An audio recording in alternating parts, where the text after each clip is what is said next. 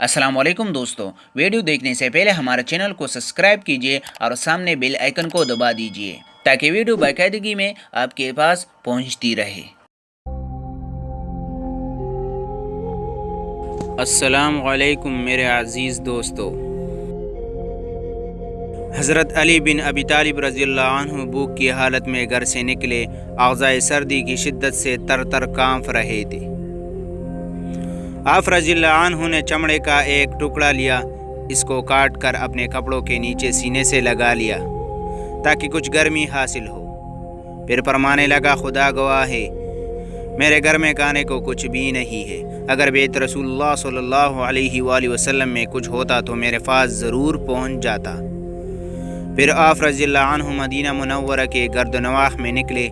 भूख और सर्दी की शिद्दत से कांप रहे थे कि एक यहूदी की आप रज़ियल्लाहु अन्हु पर नज़र पड़ी जो अपने बाग की दीवार के सुराख से देख रहा था। इसने कहा, ए देहाती, तुझे क्या हुआ? हज़रत अली रज़ियल्लाहु अन्हु ने जवाब दिया कि मुझे सर्दी और भूख की शिकायत है। यहूदी ने कहा, क्या तुम मेरे लिए फ़ानी भरोगे? हर डोल के एवज़ खजूर ले लेना। हज़रत अली रज़ियल्लाहु अन्हु ने फरमाया कि हाँ ठीक है। यहूदी ने बाग का दरवाज़ा खोला और हज़रत अली रज़ियल्लाहु अन्हु अंदर दाखिल हो गए। वो यहूदी आप रज़ियल्लाहु अन्हु के एक खजूर एवज़ में दे देता।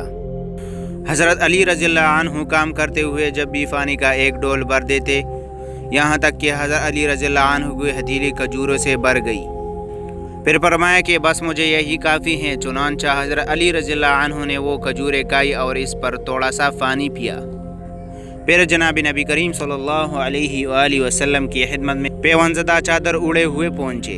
जब रसूलुल्लाह सल्लल्लाहु अलैहि वसल्लम ने इनकी हालत देखी तो आप सल्लल्लाहु अलैहि वसल्लम को वो नेमत याद आ गई जो हज़रत अली रज़ियल्लाहु अन्हु को कल को हासिल थी, और आज इनकी हालत देखकर आंखों में आंसू भर आए और रोने लगे। फिर फरमाया, इस दौर में तुम्हारा हाल क्या होगा जब तुम एक जोड़ा सुबह को पहनोगे और एक जोड़ा शाम को पहनोगे, जैसे खाना काबा को ढांका जाता है और तुम्हारा गहरे ढांके जाएंगे।